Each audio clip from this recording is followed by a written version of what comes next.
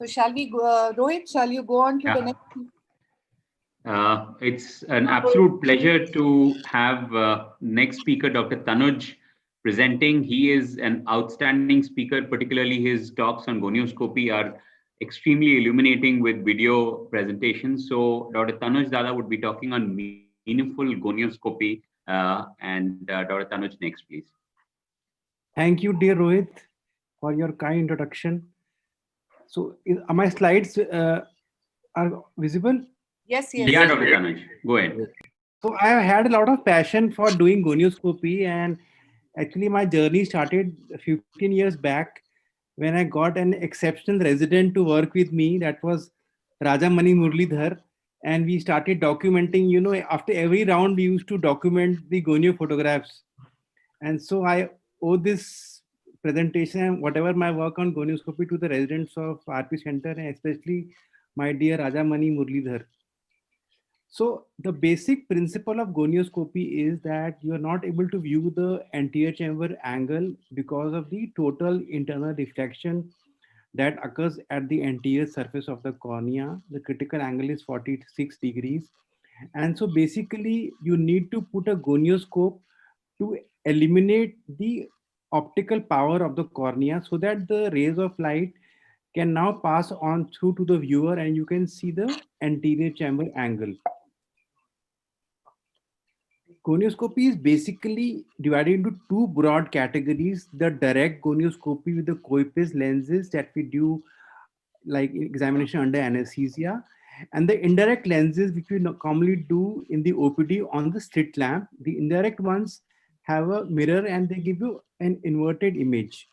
This is example of direct gonioscopy. This is the Coipes lens being used, and this is the Swan-Jacob lens being used for a patient under anesthesia. You can use this directly with the magnification of the microscope, or you can use a handheld slit lamp to view the 360-degree angle with the Coipes or the Swan-Jacob lens. This is a direct gonioscopy being done in the operation theater. The indirect gonioscopy, which we do on the slit lamp, is again divided into two broad categories: the schiral type gonioscopy, which involves the use of the Goldman type lenses, which have a large diameter of contact, and the corneal type lenses, which includes the Sussman, Posner, Zeiss type lenses, which have a smaller diameter of contact, so they do not require a coupling fluid. So this corneal type gonioscopy is what we call as indentation gonioscopy. You press and push aqueous to open the angle, while with the Goldman type schiral lenses, you do what is known as manipulation gonioscopy. So these are the two techniques we use for slit lamp gonioscopy. So when you put a mirror on the cornea and the angle is not visible due to a steep iris configuration, either you move the mirror towards the angle being viewed or ask the patient to look towards the mirror. So in primary position, the angle appears closed, but when you manipulate, the angle opens up. So this is called manipulative gonioscopy done with the Goldman type lenses to circumvent the increased convexity of the iris. The second type of gonioscopy, so you can see in primary position, the angle structures are not visible, the angle is appearing closed. But when you manipulate the gonioscope, now you can see the trabecular meshwork and the schiral spur has become visible. So that denotes this was an appositional angle closure which opens up on manipulation. Again, angle is appearing closed in the primary position, and on manipulation you can see the angle has opened up. So this is what is being done with the Goldman type lenses. In this situation, you can see on manipulation also the angle has not opened, and this is a synechial angle closure. If the angle does not open on manipulation, then you can do indentation gonioscopy. So here you are just pressing the lens on the cornea and pushing aqueous into the anterior chamber angle. So when you do this, if the angle opens up, that means for the appositional closure. If the synechia remain as such, that means the angle is not going to open with pressure. That is a synechial angle closure. That is why you use indentation gonioscopy. And whenever you start gonioscopy, the first important principle is to identify the Schwalbe's line. So you make a 30 or 45-degree angulation of the slit lamp and you see two beams of light. The first beam is from the corneal endothelium and the second beam is from the corneal epithelium. And where these two beams meet, that is the termination of the Descemet's membrane or the Schwalbe's line, the starting point of the angle. So this is the important landmark to identify the Schwalbe's line before you start identifying the angle structures. This is how a normal gonioscopic open angle is visible. So you follow up from the iris, you will see this dark grayish or brownish band, that is a ciliary body band. Above that you have this white zone, that is the scleral spur. Anterior to that is the pigmented trabecular meshwork, then the non-pigmented trabecular meshwork, and the Schwalbe's line. So basically in gonioscopy, you have to identify the scleral spur and the trabecular meshwork. This is the drainage portion of the angle. So if this is visible, that means that the angle is open. The aqueous is able to drain. So first comment on the angle, whether it is open or closed. Secondly, you comment on the configuration of the iris. So this is a steep iris configuration and this is a concave iris configuration. And then you comment on the pigmentation of the angle. So these are three important things to comment: amount of angle opening, convexity of the iris, and angle pigmentation.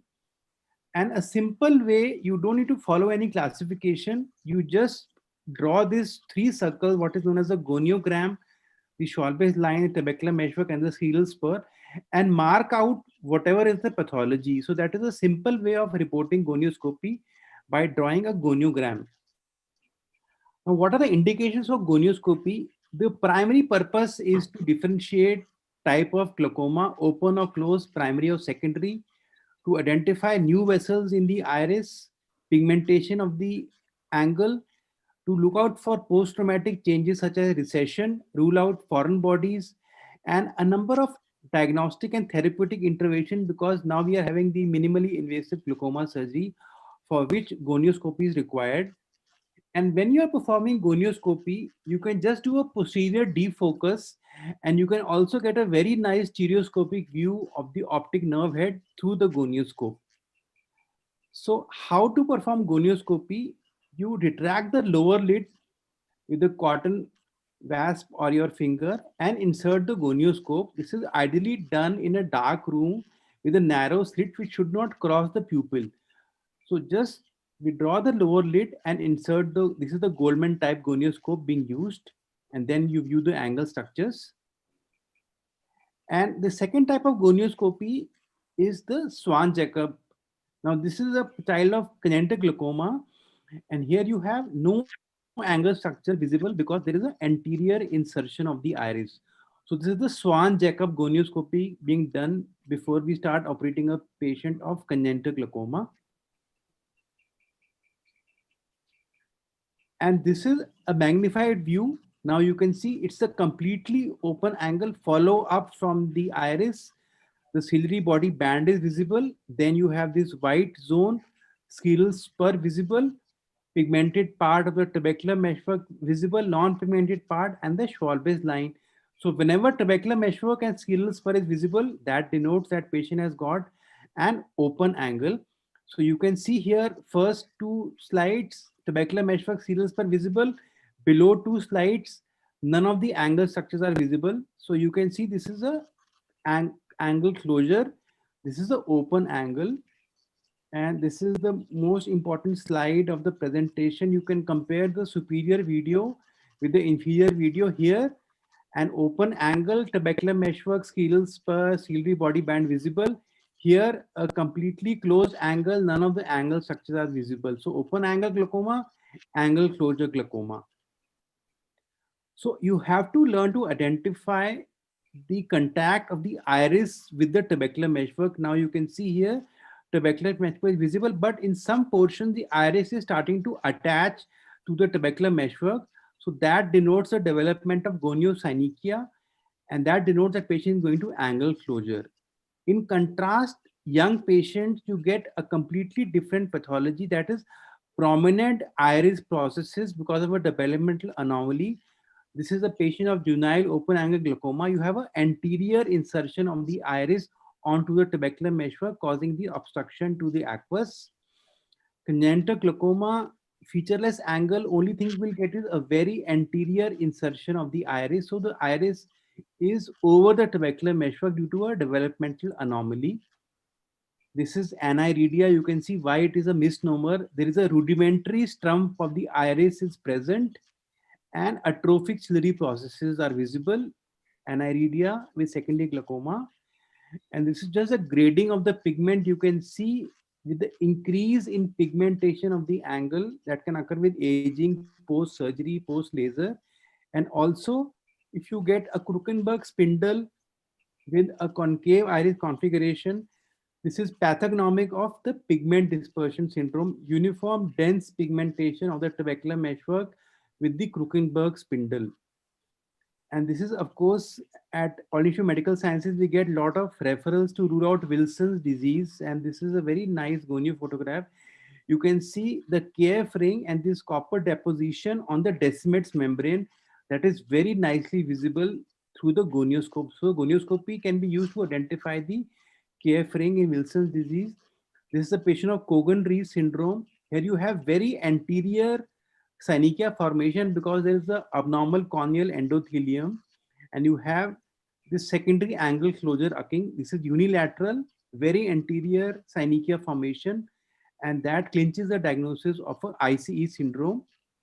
This is a patient of a central venous retinal vein occlusion, and you can see the new vessels. These are diffuse, irregular, arborizing vessels crossing the scleral spur. So that is a pathological neovascularization of the anterior chamber angle. Very important thing to do undilated gonioscopy in diabetic patients and vascular occlusions. To identify this, patient requires immediate pan-retinal photocoagulation. And if you get a patient with an injury like a blunt injury, always look at the angle because these patients can have a irregular widening of the ciliary body band. This is angle recession. This is blood in the angle, and this is a iodialysis. You can see the ciliary process visible. So angle recession is very important. Irregular widening of ciliary body band. These patients can develop glaucoma 10-15 years down the line. And finally, very interesting, you can pick up foreign bodies in the angle. This is an iron foreign body, and this is a glass foreign body in the angle visible. And finally, you must look at the trabeculectomy ostium through the gonioscope. You can see a patent ostium, and here you can see that the iris has gone into the trabeculectomy ostium. And this is, of course, the tube of the Ahmed glaucoma valve visible and the express shunt implant visible through the gonioscopy.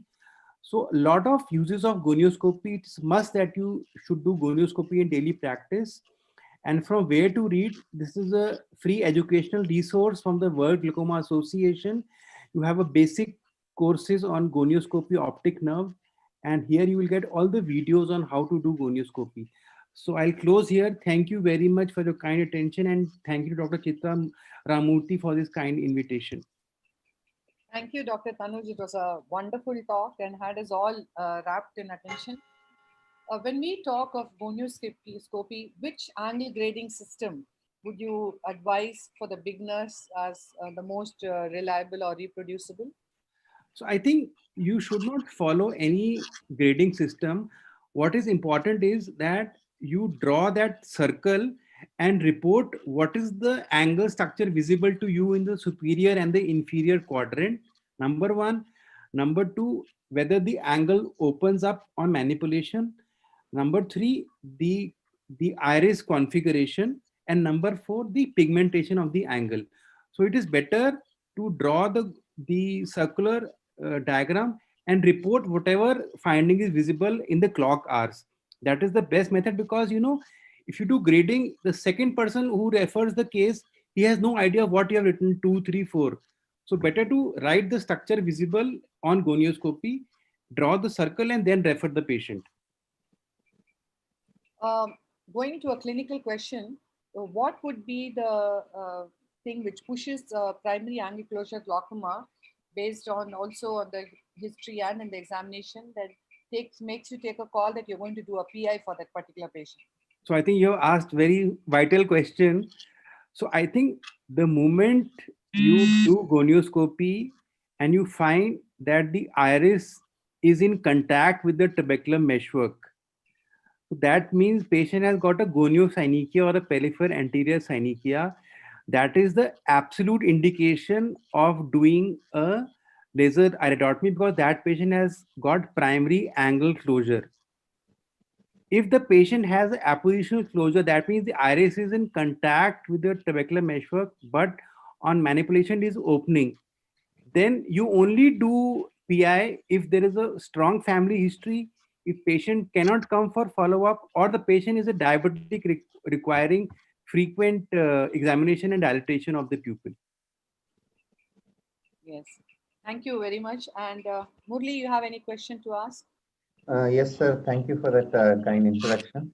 And I have a couple of questions, sir. One is for a primary angle closure suspect, if you do a laser peripheral iridotomy, there is some widening of the angle. Can this be quantified on gonioscopy and during follow-up of a patient who has undergone laser peripheral iridotomy? What all would you look for in gonioscopy, or would you rather recommend doing a ASOCT for this patient who has undergone a laser peripheral iridotomy? See, the once you do a laser iridotomy, definitely the angle opens up because that was the purpose of the iridotomy, to relieve the pupillary block. But if you have done the iridotomy, you must follow up the patient because many times iridotomy is small, it may close down. Then again, you can get a rise in pressure. And secondly, with aging, there is an increase in lens diameter, and you can still get residual angle closure or progression of disease despite your iridotomy.